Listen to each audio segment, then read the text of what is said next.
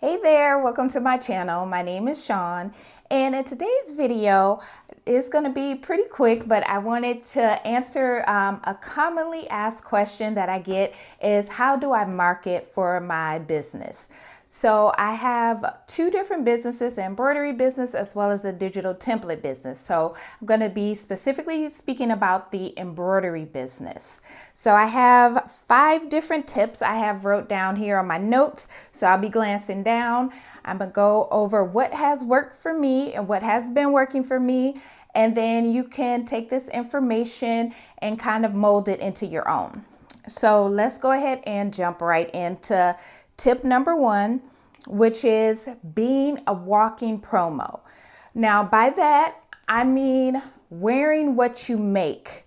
If you're going out with someone, whether it be a spouse, significant other, a friend, have them also wear something that you make. Be walking promo, because a lot of times people will compliment you. I like your sweatshirt. I like your hat. I like your t-shirt. And then you can let them know, oh, thank you. Yeah, I have my own embroidery business. I actually made this. And then you can possibly exchange information. I always keep my business cards on me everywhere I go. So when that happens, I can pull out my business card. Here you go. Let them know my QR code's on the back so they can scan it. And, and the rest is history pretty much. So be a walking promo. Wear what you make, regardless of where you go. Well, there's some places I guess you could, but overall, just wear what you're making. That is key.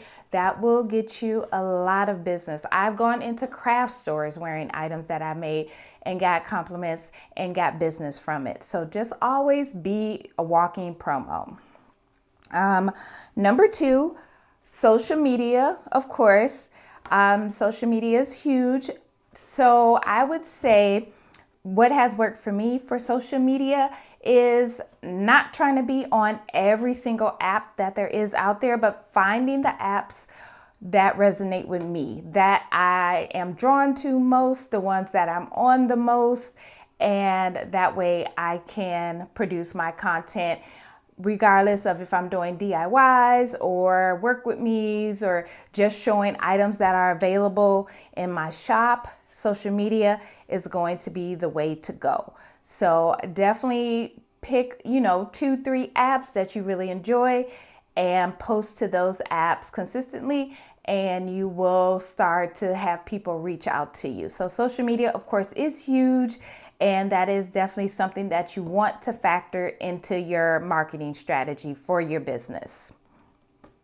Number 3, piggybacking off of social media, the Nextdoor app. So this has been huge for me as far as for local business or getting that local business. So when we first moved to the house that we are currently in, the community kept sending me an app, the HOA, like, join the Nextdoor app. And I'm like, no.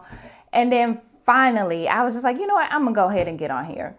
And I started posting my work. It's more like a Facebook, but for locals. And so I started posting things I was making and whatever. And people would reach out and ask questions. And I started to get a lot of orders from the Nextdoor app, local orders, which is what I really want to do with my business, is be able to help other local businesses with their bulk orders and things like that.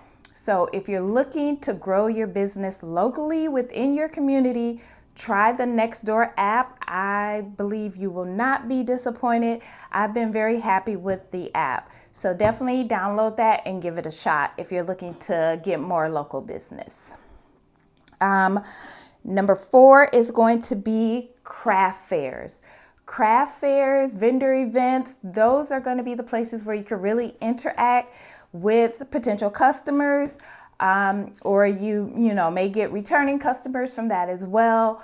When I'm at craft fairs, another thing that you can do, if they have power supply for you, sometimes you may have to request it. Take a machine with you there. I like to take my Brother PE 900 with me when I do craft fairs, because I can kind of do some personalization there, or I'll offer, say, like applique puff keychains or something simple, something really simple that'll take less than 15 minutes to make. And that alone, just you having that machine there, well, at least I've noticed me having my machine there draws people in. They want to know, okay, what machine is that? What are you doing with the machine?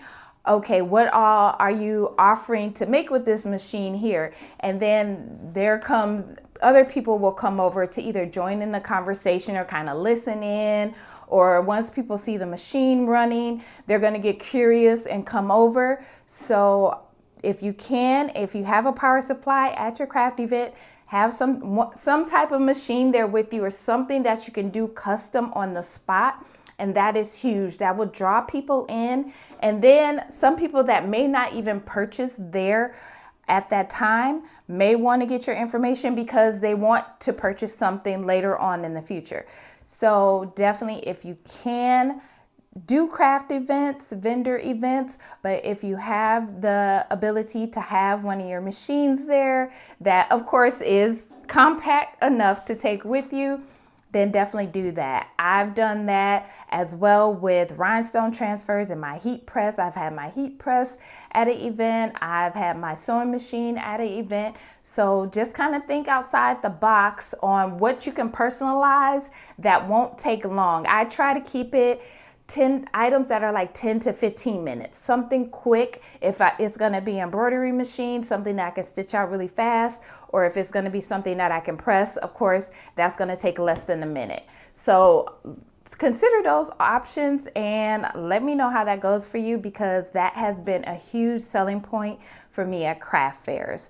And just being able to connect with people, answer questions, give out my business card, whatever the case may be. So definitely try craft fairs and vendor events. You'll also get a lot of local business that way as well. And number 5 will be Google. So make sure that you have your business profile set up on Google. You have all your information filled out. You have pictures on there, things like that. Make sure you have that filled out. You can also advertise through Google. Now, I use Wix for both of my websites, and they actually offer Google marketing, and I just pay that to them each month and let them do whatever they need to do, and it's working. So I don't want to have to worry about the SEO and all that stuff. I let them do that. So that's something else you can look into depending on what company you're using for your website. You might be able to look into it and they might offer some type of Google marketing option for you. I love it. Wix has been doing good, so I'm just going to keep it going. And the cost may vary depending on what all you want. So you can definitely tailor it to what you want to have marketed as far as your business. And then the last one is really not a way to get clients or get more business, but it's something to keep in mind that your family and your friends are usually not going to be your target audience. So do not base starting a business on what your family and friends like, because 9 times out of 10, they're not going to be the ones purchasing from you. You may have some that, want some custom items or, reach out to you for something here and there. But 9 times out of 10, your family and your friends are not your target audience.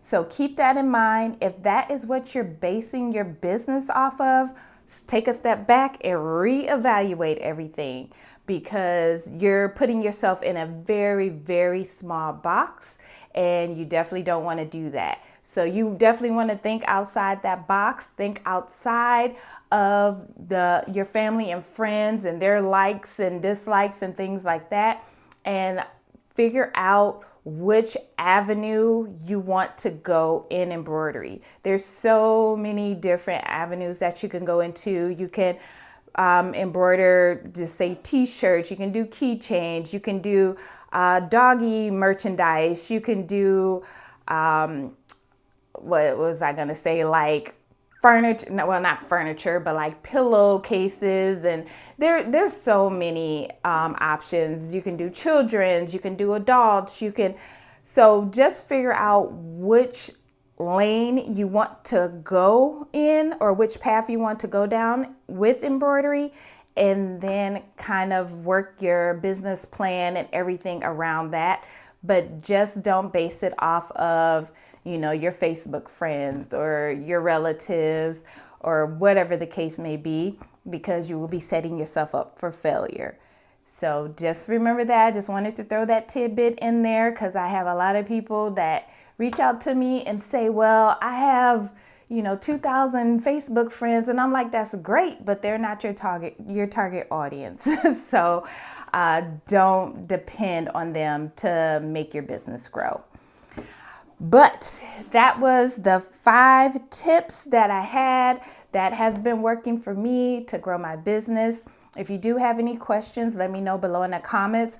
Or if there's something that you found that has really been working for you, let me know that as well in the comments, and I would definitely like to try. But if you have any questions, let me know in the comments, and I will see you in the next video. Thanks so much for watching. Bye.